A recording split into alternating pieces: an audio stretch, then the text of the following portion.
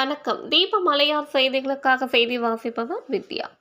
விருதாச்சலம் அருகே சின்ன கொசப்பள்ளம் கிராமத்தில் எழுந்தருளி அருள் பாவித்து வரும் அருள்மிகு ஸ்ரீ பாலமுத்து மாரியம்மன் ஆலய 50ஆம் ஆண்டு சித்திரை திருவிழாவை முன்னிட்டு பக்தர்கள் பால்குடம் தீச்சட்டி சுமந்தும் அழகு அணிந்து நேர்த்திக் கடனை செலுத்தி பாலமுத்து மாரியம்மன் பேரருளை பெற்றனர்.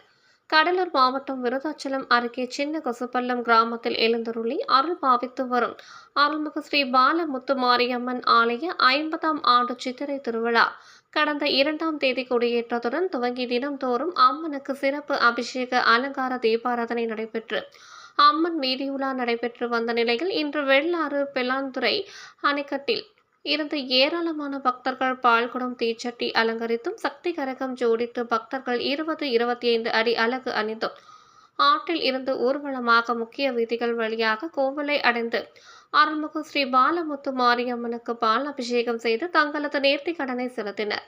பின்பு அலங்கரிக்கப்பட்ட அம்மனுக்கு மகா தீப ஆராதனை காண்பிக்கப்பட்டது.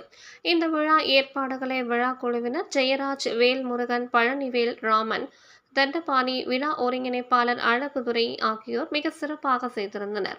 அருள்மிகு ஸ்ரீ பாலமுத்து மாரியம்மன் ஆலய சித்திரை திருவிழாவில் ஏராளமான பக்தர்கள் கலந்து கொண்டு அம்மனின் பேரருளை பெற்றனர்.